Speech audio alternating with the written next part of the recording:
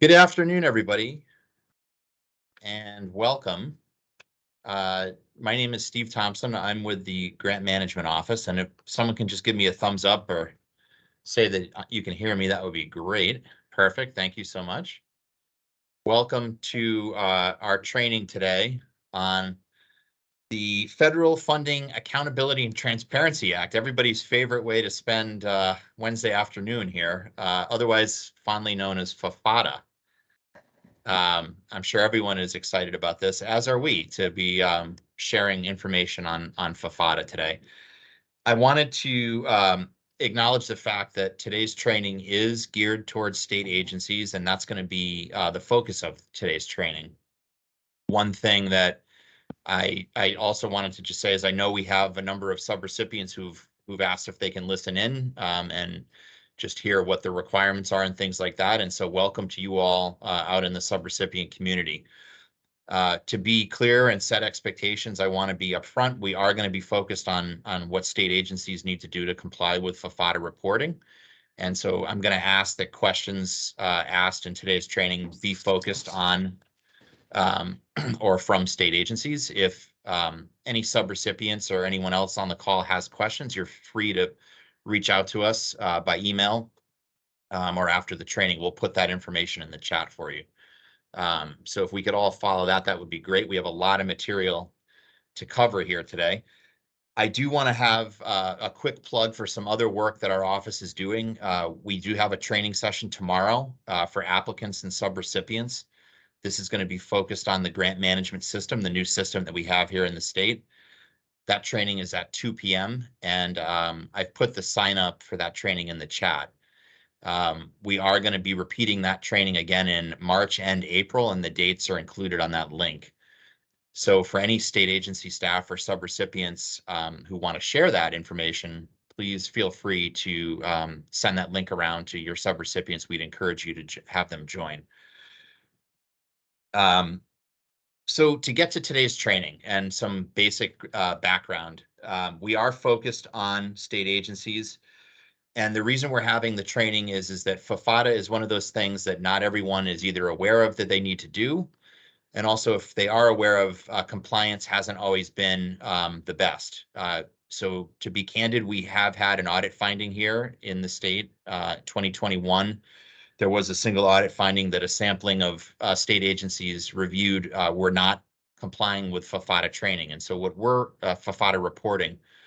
So the objective of today's training is really to help state agencies understand what they need to do to comply with FFATA, and then some of the tips and tools that we've provided that the state has for you to help make it a little easier. And Stephen's going to get into that in a minute when we actually start the training. We are recording today's training, so I'd ask that everyone please mute your computers or however you're joining. It just makes the recording cleaner and better for everyone. The slide deck and the recording are going to be available after the training. We'll send out a link to everyone on the call, and then we're also going to post it on our website so people can grab it there as well. So if you have questions there, we encourage questions. Please type them in the chat. And again, we'd like to prioritize questions from state agencies. We're going to try to respond to what we can in today's training, and then anything that we don't get to, we'll follow up directly afterwards.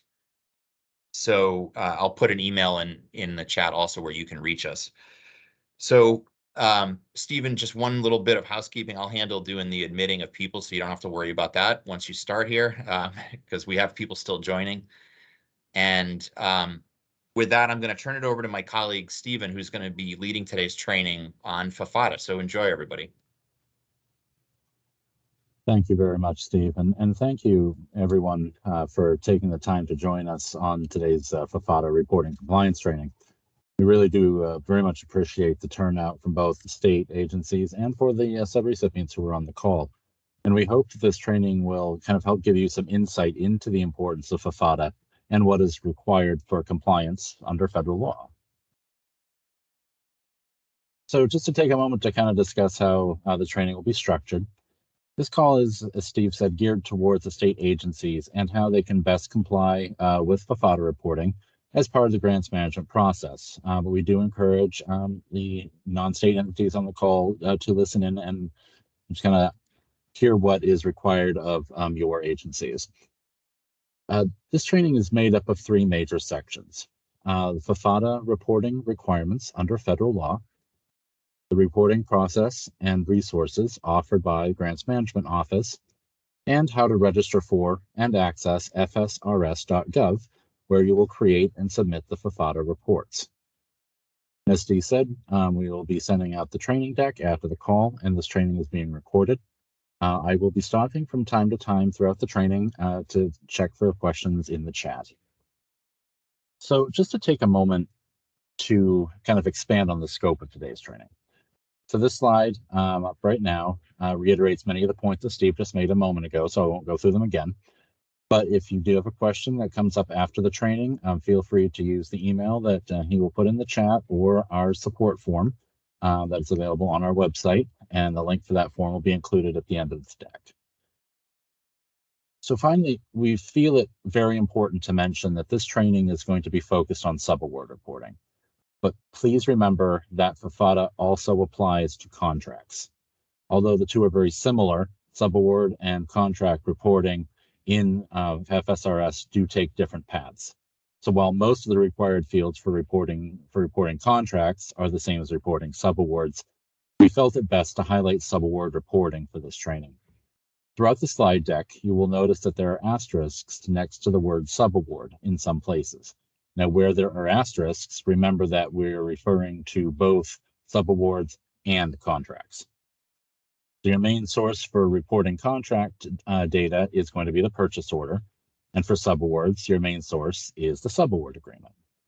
Because we are focusing on subaward reporting today, we encourage you to refer to the training guide on the fsrs.gov site for more information on how to develop and submit contract reports. So with all of that out of the way, what is FFATA? The Federal Funding Accountability and Transparency Act of 2006, as amended, requires the full disclosure to the public of all entities and organizations that receive federal funds. This act requires the Federal Office of Management and Budget, or OMB, to maintain a website that any member of the public can search for federal awards. This website, known as usaspending.gov, aims to ensure trust and accountability in the grant-making process.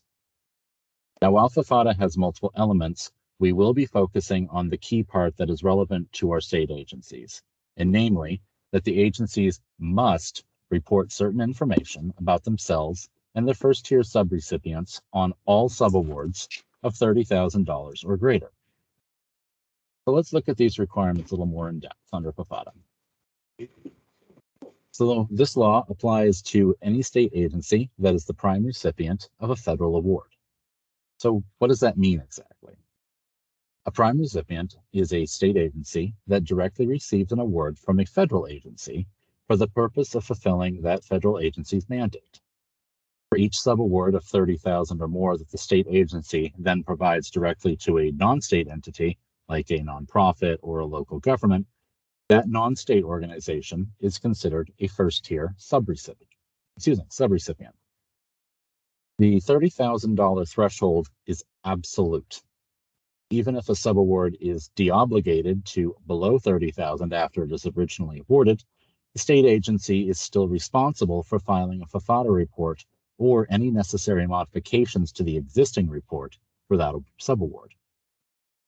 If a subaward starts out below $30,000 but is later amended to over the $30,000 mark, that agency now becomes responsible for filing a FFATA report on that subaward as well.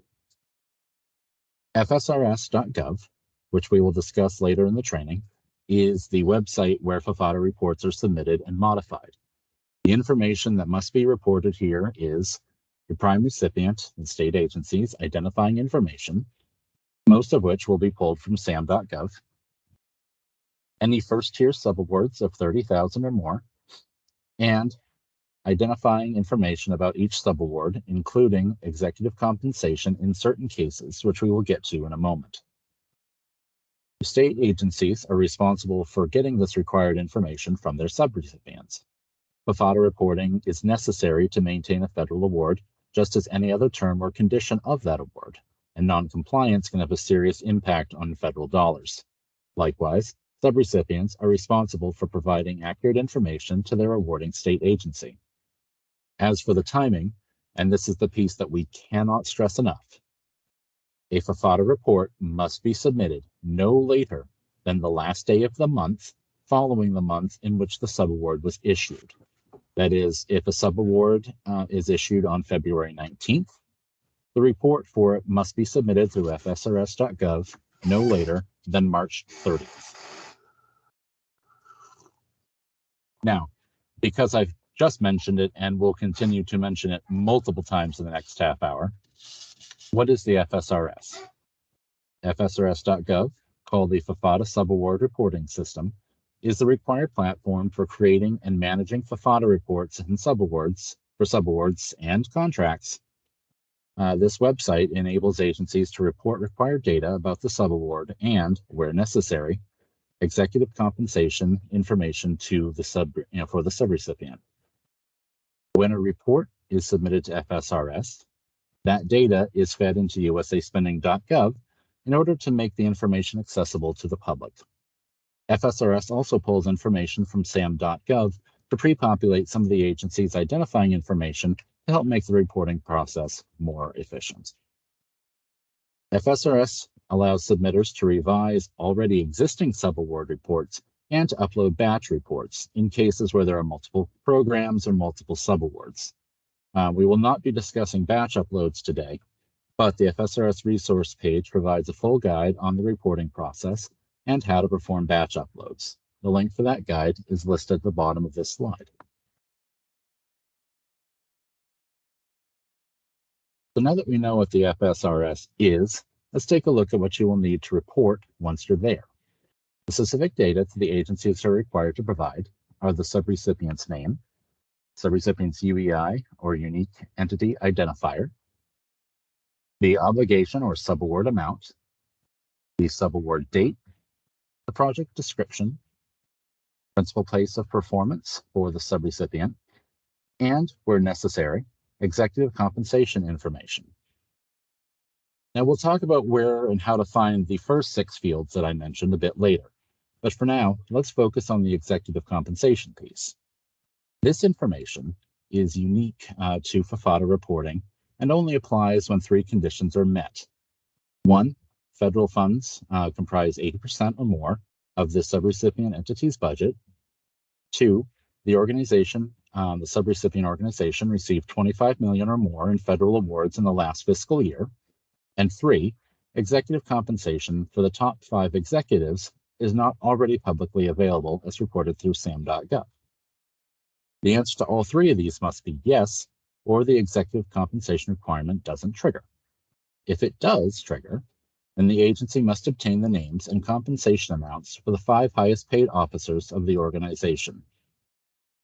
Although this list of data requirements is not spelled out in the FFATA Act itself, it is clarified in the Memorandum of Guidance issued by the federal OMB on August 27th of 2010.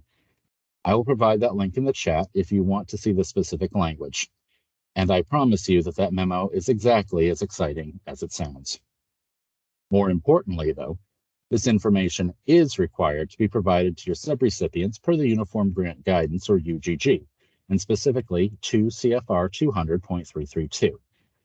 That is, other than the principal place performance and executive compensation, these data points should be provided to your subrecipients as a part of the subaward agreement. This should make obtaining the data fields from them significantly easier. Now remember this, as it will be important later. So why does all this matter? As Steve mentioned, in the 2021 state single audit, the Auditor General issued finding 2021-3038, which determined that a sampling of subawards across multiple state agencies were not in compliance with FFATA reporting requirements. In the finding, the Auditor General noted that a sample of 16 FFATA required subawards were not reported at all, totaling $3.8 million in unreported subawards. Additionally, 4 more sample subawards were reported incorrectly, This is also part of the reason why we opted to focus on subawards for the purposes of this training. As I mentioned earlier, FFATA reporting is no different than a term of the award, and non-compliance with FFATA puts at risk millions of dollars in federal funding that the state receives. Moreover, the state is at risk for losing eligibility for future federal awards. Each agency is responsible for the reporting and data integrity of its own subawards. So, what is the Grants Management Office doing to help? As a result of the audit finding, our office is providing all agencies with this refresher trainer on FFATA, along with several tools to aid in the collection and accurate reporting of FFATA required data. This includes a statewide policy procedure to aid in compliance, which is currently in development and will be coming soon. We will address both the tools and the procedure policy in the upcoming slides. This time I'm going to pause and see if there are any questions. Yeah, Stephen, we have one question from Betsy, which I answered in the chat. It was a really good question, but just so everyone else, in case you didn't see the chat, can see it. Betsy was asking, can you please define when the award was issued in terms of timing for reporting? And so what does that mean? What date determines that? And so my response is, in the case of a subaward, it would be the date that the state agency enters into a subaward agreement with the subrecipient entity, community partner, what have you. Or in the case of a contract, it would be the date of the purchase order. And so those should be your key dates in terms of when the clock starts ticking for reporting.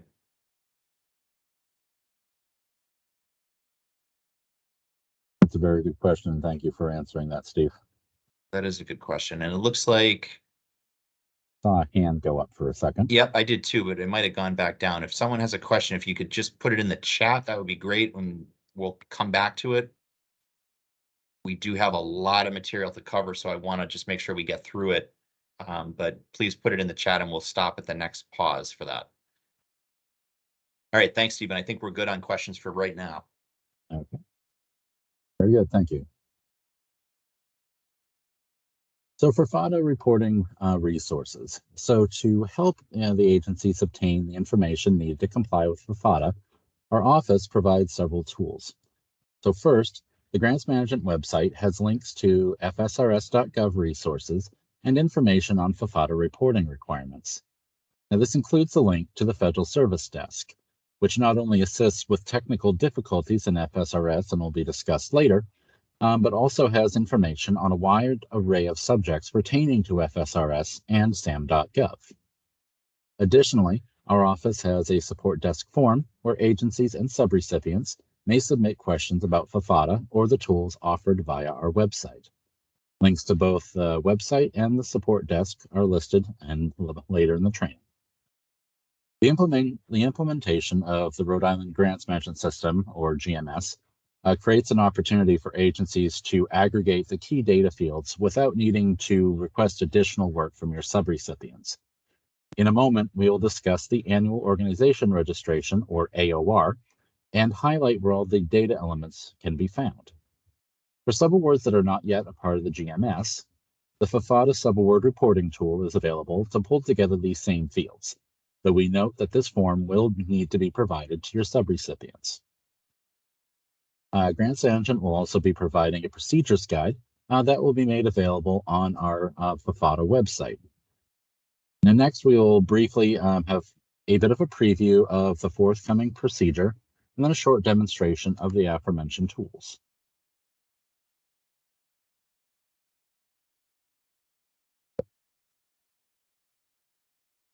Now, in order to comply with FFATA requirements, your agencies are required to follow these steps. At a high level, these are the what that comprise the necessary reporting policy. 1. Identify all subawards of $30,000 or greater that have been issued and or amended within the last month. 2. Obtain the fields that we mentioned earlier up above in the training for each subaward. And 3. Follow your agency's processes to submit FFATA reports through fsrs.gov. If you are not the submitter, please provide the data to the employees that are responsible for reporting in FSRS.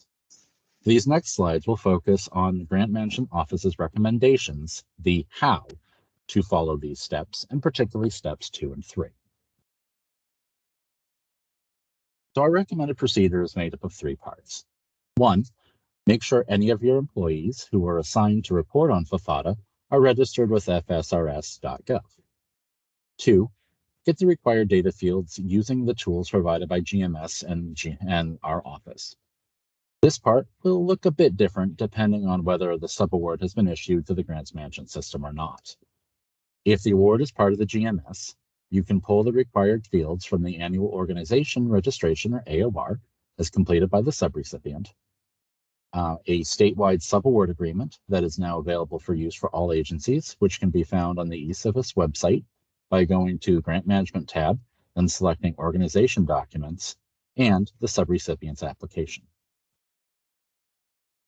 If the subaward is not issued through the GMS or the AOR has not yet been completed, we'll provide the subrecipient with the subaward reporting worksheet that is available on the GMO FFATA website, and we will discuss this further in a moment. Then 3, follow the instructions from FSRS.gov to complete and submit the report. Later on, we will discuss an overview of the process, but we will not be walking through every question in the report. The FSRS website provides a highly detailed user guide that we have added the link to a step-by-step tutorial on how to create and submit a FFATA report on the last slide of the deck. And we know that there are several steps that go along with following the procedure that we just outlined. Part of making sure that reports are issued quickly and accurately is by tracking your own internal processes. Now, for agency employees who have been on FFATA duty for a while, you very likely have created your own practices. And we strongly encourage you to continue to use and refine those methods. Our office isn't going to tell you how to approach data retention and retrieval. You know what works best for your team.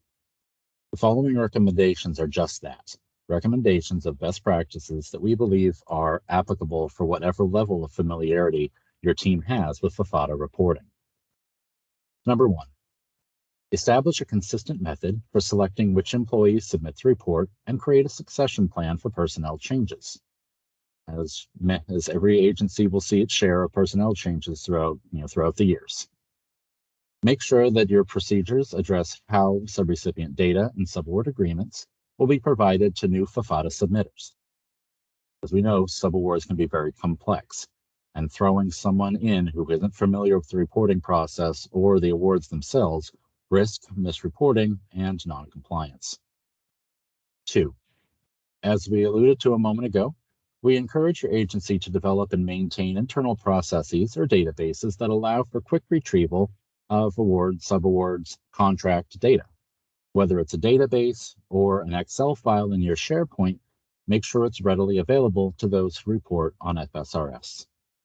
And 3, create a process for sharing information pulled from the annual organization registration.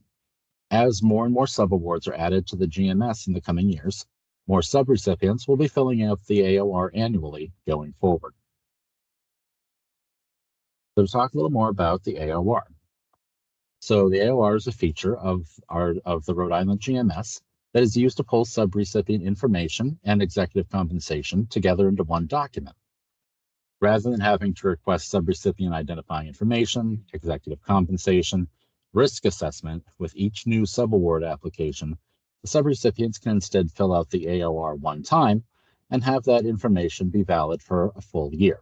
Less work for them and less work for you. So this goes back to our advice on sharing information found in the AOR amongst your FFATA submitters. Agency users who are listed as Department Master Account Holders, or DEMAs, in the GMS have access to all submitted AOR forms, and thus can look up the information quickly. However, only DEMAs have that access. If your FFATA reporters are not DEMAs, we recommend creating internal means of sharing those relevant fields amongst your submitters. Now, before I go into a quick demo of the AOR, I will stop here for questions. Stephen, we don't have any new questions in the chat, but I did add one piece of info just to support one of the things you said, and that put in a plug for some of the hard work that our team has done along with the legal department here in DOA, which is develop and publish a new statewide subaward agreement, which, as Stephen said, is available within the eCivis system. It's also available upon request. You can just ask us by email, and we can send you those documents as well. But one section of that does include a clause notifying and requiring subrecipients provide state agencies with the necessary information for FFATA compliance in a timely fashion. So that is one of the pieces of that subaward agreement. And I'm sure some agencies or most agencies may have had some version of that in the past, but it is now a standard component of the agreement going forward, just so everyone has the basis covered. Another reason why just to use that is to start shifting towards using that in the future if you're a state agency subaward issuer. So exciting stuff. And also we do really expect, as more subrecipients and people start using the grant management system, this annual organization registration that Stephen's been talking about is going to really pay dividends on both ends in saving time for this type of reporting and other required tasks. So with that, we'll go back to Stephen, and I think he's going to show us some more information on that. Yes, and thank you very much for the explanation for the statewide subaward agreement. Very impressive to watch that being put together, and we hope very valuable for everyone going forward. So just to show kind of a quick demo of the AOR. So DEMAS, as I mentioned, will have access to a web portal that will look like this. And these are the fully completed AORs that have been put through the GMS. So we're going to take a look at one of these, one that I've kind of created specifically for this, called the Triple Smith Foundation. We'll go into this. Hopefully it'll open. So once it does, you can see my information here, and that who I'm representing. Now, there are kind of 4 pieces to the AOR, and you can select them from this little select form tab up here. The 2 that we're kind of concerned with right now are the profile and the FFATA entity data.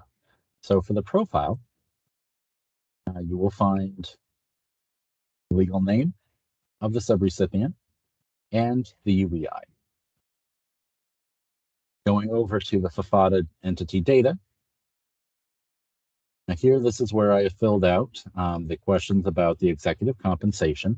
And in this case, this entity of mine does have 80% of its agency budget in federal funds, more than 25 million, and our senior executives are not yet known to the public. So in this case, because I've answered all 3 of them in this fashion, I list out the individuals' names of our top 5 compensated executives for our entity. Now, once you have all this information, if you want to print it out, whether for record keeping or just to have a more sort of tangible form of it on hand, you have 2 options here.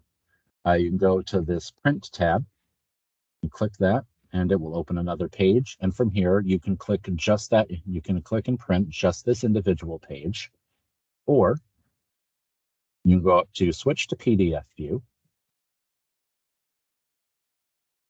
and it will concatenate all of the tabs together. And you can either download it to your device or print it out from there. Now, just to show you quickly what your subrecipients will see when they go to fill out an AOR, they will go to our grants management site under subrecipients, and there's kind of 2 options here. So they can go straight to the AOR tab and go to registration, or they can use our funding opportunities page. And the first one that they will see at the top is the AOR. And from here, they can go in and apply and fill it out. So just a quick note here. So DEMAS may also request an export of the AOR data Excel workbook from our office. This aggregates kind of all of the FFATA relevant fields for all of the for everyone who has filled out an AOR into one Excel file, making for an easier review or to serve as a supplement to the AOR data that I showed you a moment ago. Our office is working with eCivis to make the retrieval of that AOR information within the GMS itself more efficient going forward. Now this leaves us, after the AOR, with 4 more fields. The subaward amount, subaward date, and project description can be pulled from Section 2 in Addendum A of the statewide subaward agreement that Steve referred to. They can be found on lines 11, 15, and 28, respectively. The date will be the subaward start date, which is the, as I mentioned, is the date that the subaward agreement was issued. Now, the project description, again, and the subrecipient's primary place of performance will be found in the subrecipient's application for the subaward. The description there is called the proposal abstract. Both this abstract and the place of performance are already required fields for the application and are built in as a part of the standard application process in the GMS. Now, our office does acknowledge that pulling data from 3 places is not ideal, and there are enhancements in the pipeline to streamline this information gathering in the future. In the meantime, though, the existing GMS tools do have the benefit of providing accurate data without needing to impose any additional burden on your subrecipients. Now that we've had a moment to discuss data fields that are available within the GMS and the statewide subaward agreement, we need to look to finding information for subawards that do not use the statewide template. Most agencies have awards that do not require the use of the subaward, the statewide subaward agreement, but still need to be reported in FSRS. As I mentioned earlier, most of the information required under FFATA is also required to be provided to the subrecipients per 2 CFR 300-332. Your existing subaward agreements should already have much of the information that's required to report, since this data is already mandatory under the UGG. When the subaward is not issued through the GMS or the subrecipient did not complete the AOR, our office offers the subaward reporting worksheet through our website to help aggregate the required FFATA information into one place. This worksheet is a fillable PDF that agencies will send to the subrecipient, along with attachment 1A if multiple federal awards are being used to fund that particular subaward. The agency will fill out Section 1 of Section 1, and the subrecipient will fill out Section 2, then return the signed form to the agency. Now, we must stress that the worksheet is not a substitute for submitting the FFATA report in FSRS, but is really for the collection and retention of subaward and subrecipient data. So our office strongly encourages agencies to use this worksheet for data collection and retention, but the agencies are not required to provide that worksheet to our office. And just so you can see what it looks like from our website,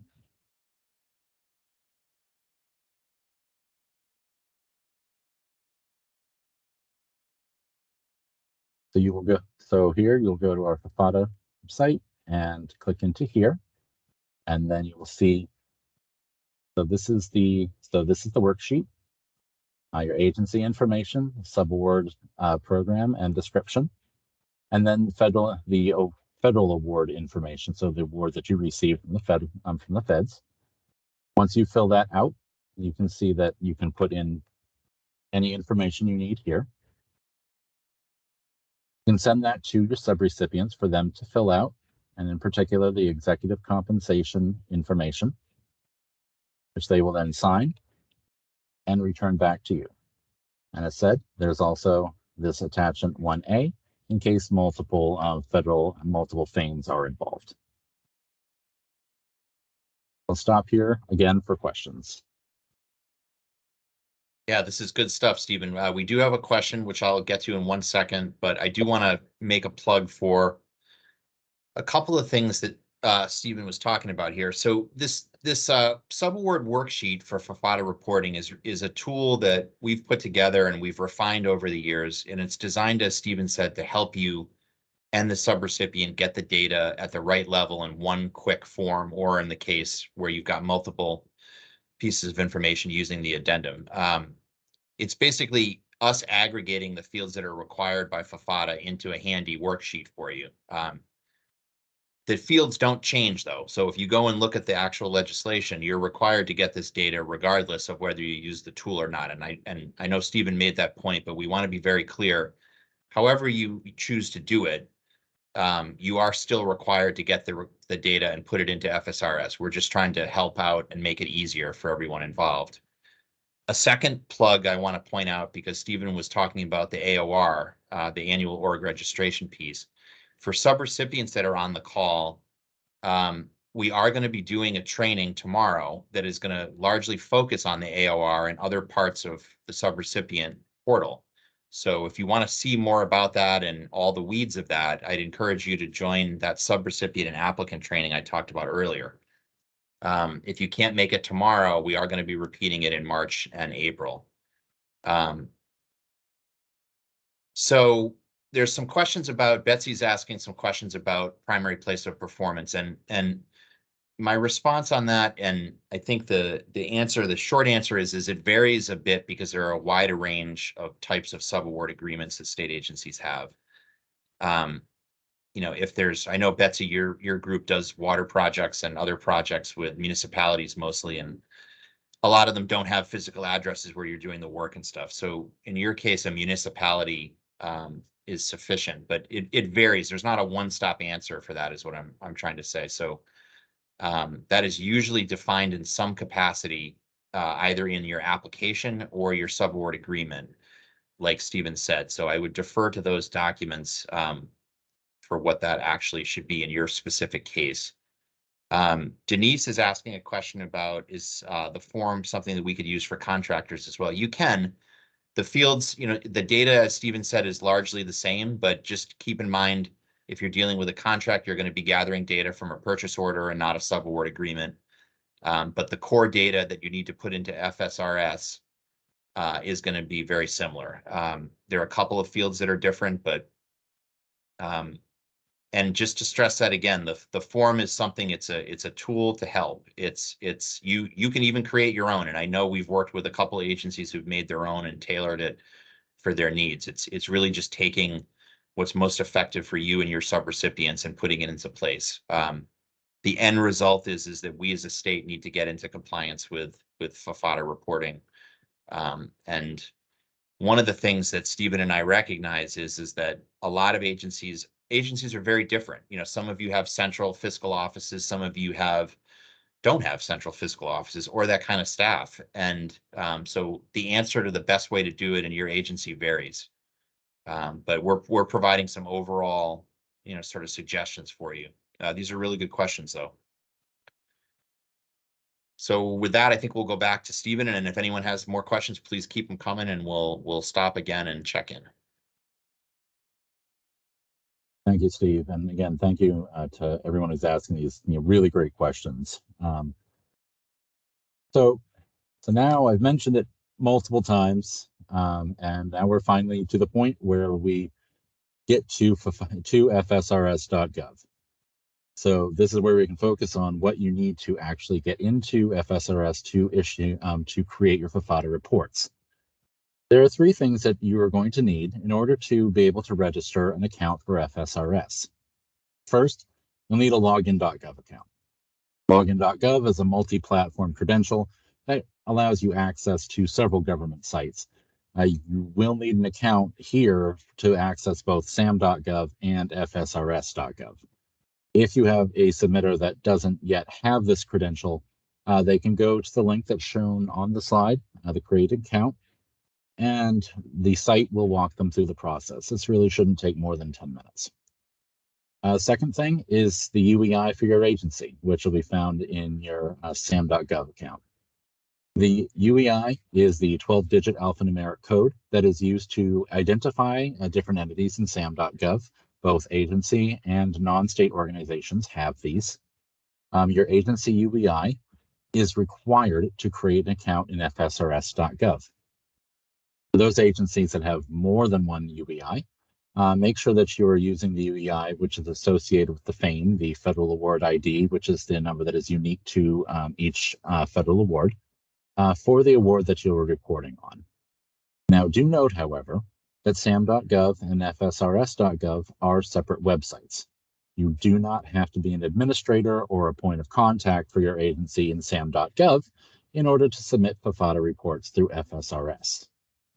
And the third one might sound a bit obvious, but make sure that you are assigned and authorized by your agency to create and modify FFATA reports on behalf of your agency. There are two places in the reporting process where you must confirm that you are allowed to submit reports on their behalf.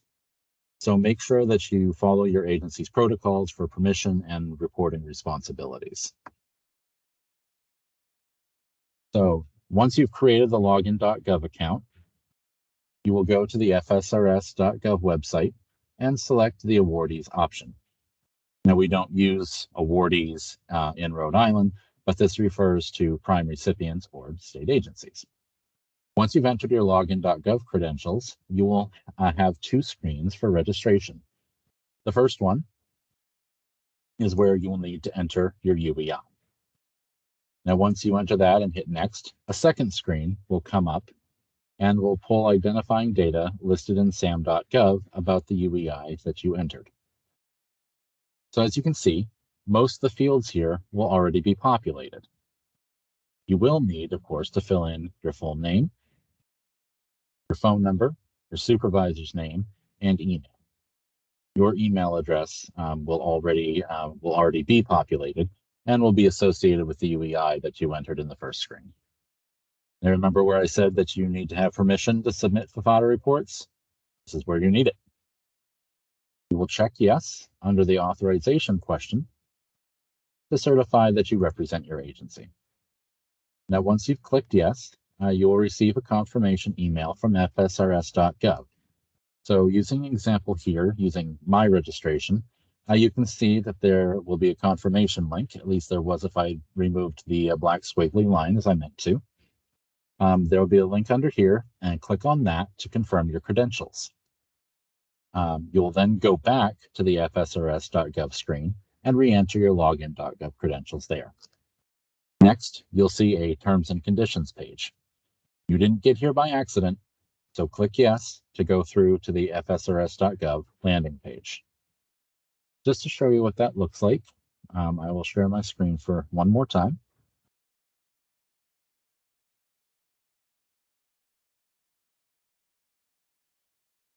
You go in here, click on awardees. You'll enter your login.gov.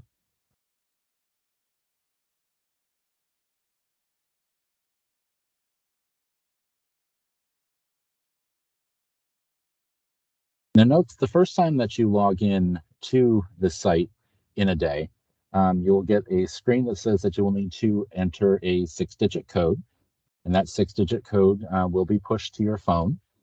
And once you've entered that, and again, only the first time in a day, since it's not my first time today, I just went straight to this screen, but you will see the terms and conditions. And from there, you can just click OK, and you're at the landing page.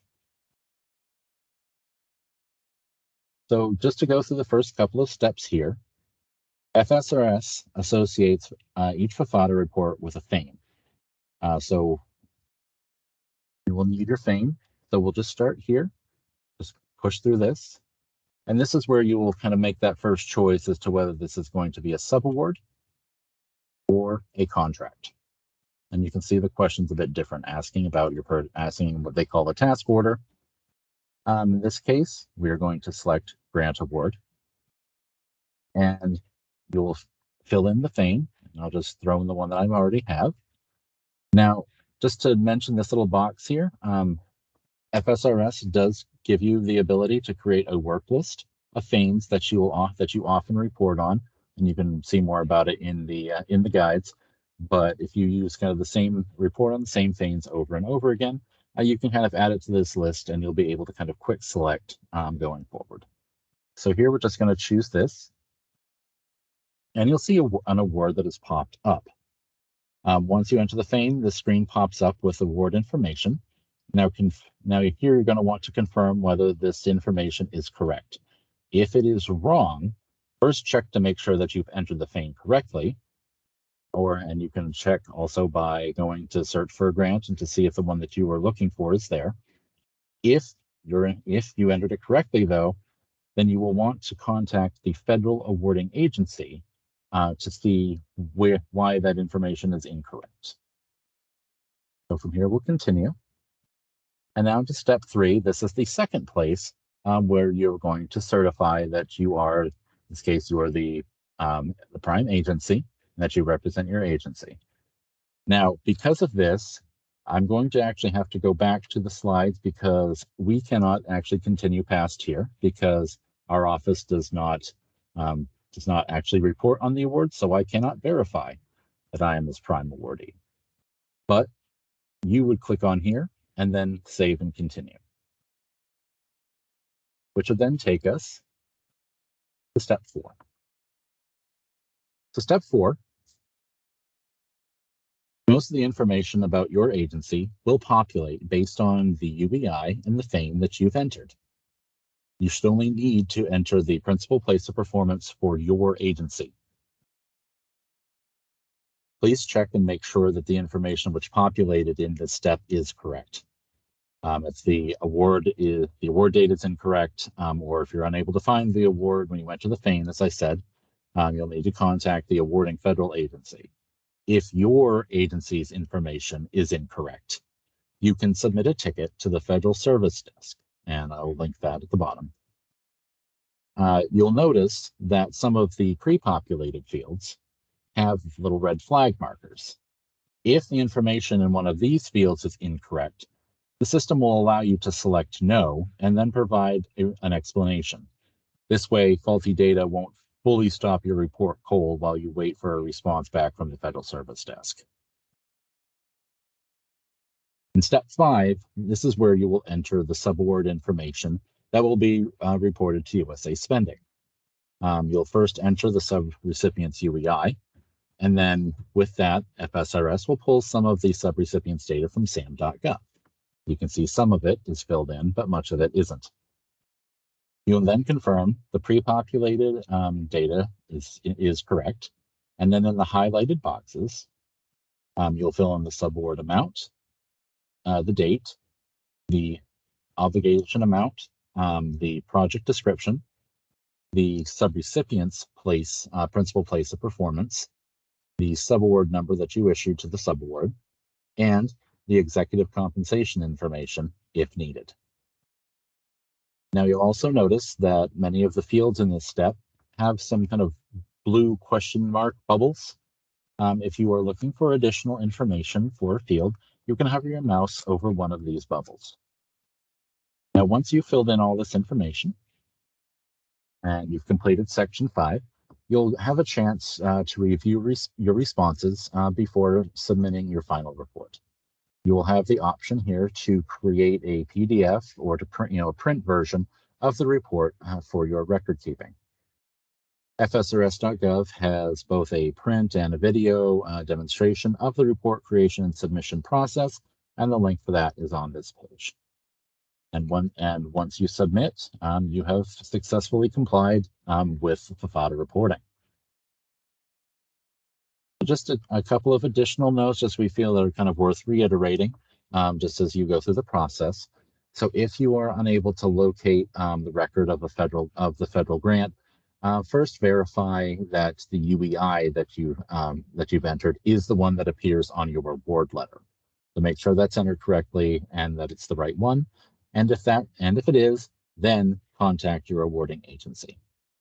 If you have other issues on the FSRS system, or if you just want to get more information about FSRS or SAM, you can also contact the Federal Service Desk and open a ticket, or use their rather extensive array of guides and knowledge, kind of knowledge base. The instructions for batch awards, kind of the multiple that we mentioned earlier, can be found in the FSRS Awardee User Guide. Now, just do be careful when going through these guides, because although they are updated, we have noticed that there are a couple of instances where they still refer to the DUNS number, which we know was replaced in April of last year with the UEI. So where you see DUNS in the guide, just make sure to use your UEI. So with all of that said, are there any final questions?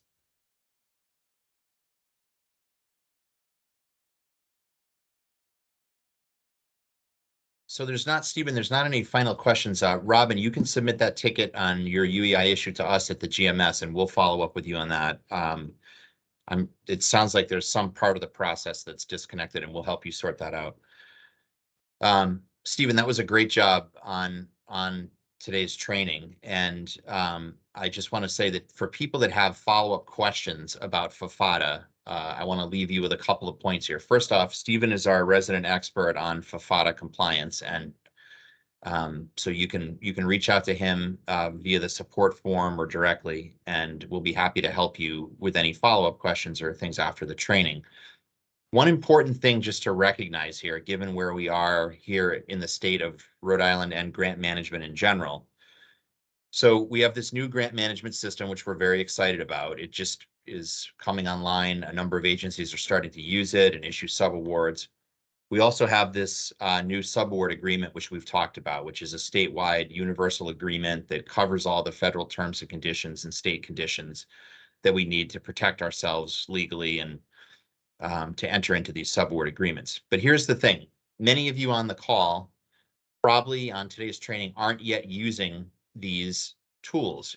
You may just be starting to use them, or you may not be using them at all yet, but you will be starting to use them going forward. Where I'm going with this is that doesn't mean you don't need to do FFATA reporting if you're not using the system or the statewide subaward agreement. So you know, state agencies have been issuing subawards for years using their own agreements. You have all this information contained in your existing subaward agreements. So uniform grant guidance requires a bunch of subaward identifying information be contained in your subaward agreement. It's all the same information that we've covered in the training. So if you're thinking, oh, I'm not using the GMS or I'm not using this new template yet, you need to go back to your existing subaward agreements and pull out that data. It is contained in there. I'm pretty certain that's the case for everybody. And you should be able to get the information that you need for FFATA reporting compliance. So I just want to be very clear on that point. As more agencies and subrecipients are using both the GMS and the subaward agreement, all of this is going to become much easier for both state agencies who have to do this, and then for subrecipients who have to provide the information to state agencies. The nice thing about the annual org registration that Stephen showed is that once you as a subrecipient enter that information in, you only need to do it once, and then state agencies can access it and pull it when they have to do it for FFATA and other purposes. So we're really hoping to reduce administrative burden for subrecipients as well, because we know that's a major issue out there.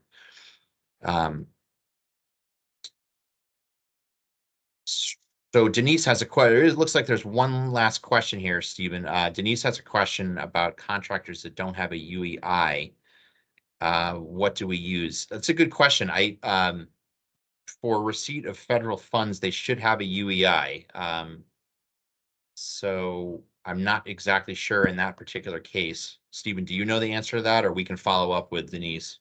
Yeah, Denise, that's a great question. Thank you. We will follow up with you on that. As Steve said, they should have a UEI. So in a case like this, we'll look into it and get you an answer. Yep, that's a good question, Denise. We'll circle back on that. So if no one else has questions, that is today's training, and we appreciate your attendance and patience. It was a lot of information, and it looks like we do have one question from, we have a hand raised from MRT. Do you want to unmute yourself? And I'm not sure who that is. Hi, how are you? Good afternoon. Hi. Yes, hi. So it's North Providence. North Providence. Okay, great. So thank you so much. So can you please, in a quick find, can you please give me and guide me about which will be actually, because you actually spoke about 3 or 4 different ways to actually reporting documents and from the recipients and sub-recipients into the system. Is possible that you actually resume into which one is more assured for what purposes, and as well how or which of the systems is the one required or the one who will be best used for contracts or um, agreement they has been doing in the past, but they haven't been reporting yet, because I do have that actually in my end. So I want to be able to use the system for each year PY, and I know that this one will be the new system for the PYs coming up. But what we do and the actually in the PYs from before, the I still I just inherit it right now, because I just starting pretty much. So No, I will appreciate your guidance. Thank you. And just to clarify, you're with the city of North Providence or with the subrecipient in North Providence? I am with the city of North Providence. So I actually am the person who will be subside the CVDGs for them. Great. And that will be my task. Okay. So the short answer is right now we are in a transition process, and there's probably going to be a couple avenues for you.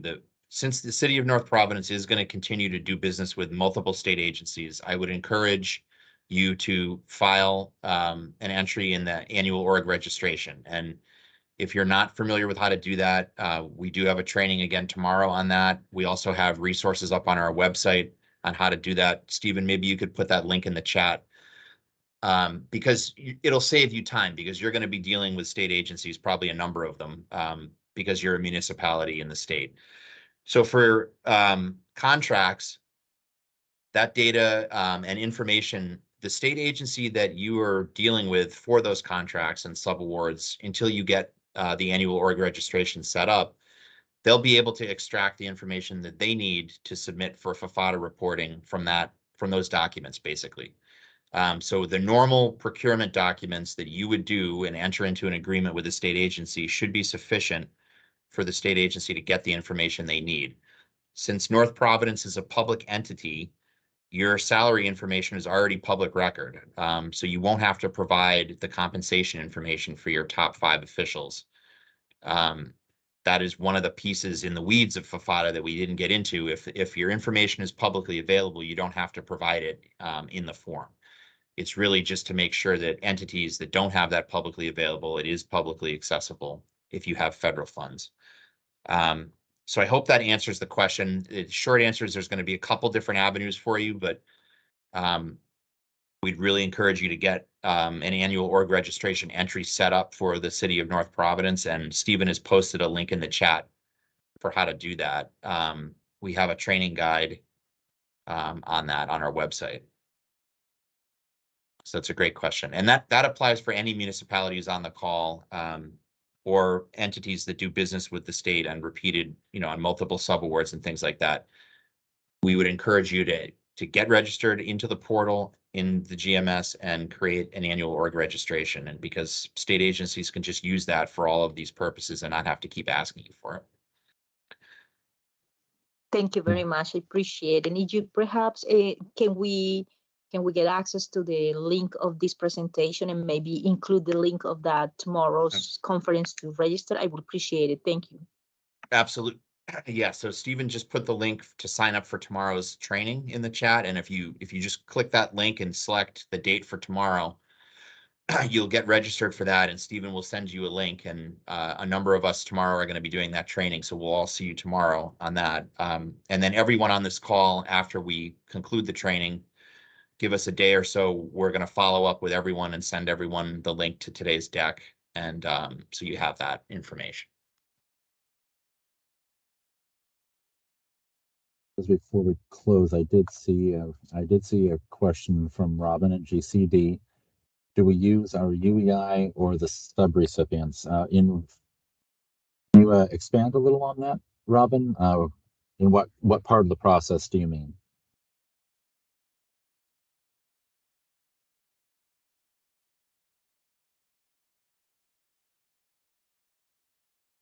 So I think what she's talking about, Stephen, if I understood correctly, is when she's going into FSRS, you're going to need the GCD UEI. So that's your entity, GCD in your case, and you're going to need that UEI. And if there's a disconnect with that, we can help you with that and sort that out.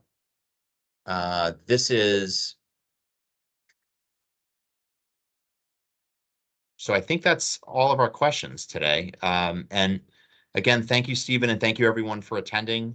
We'll be in touch with the links and the follow-up for the slide deck and recording. Have a good day. Thank you, everyone. Take care. Thank you.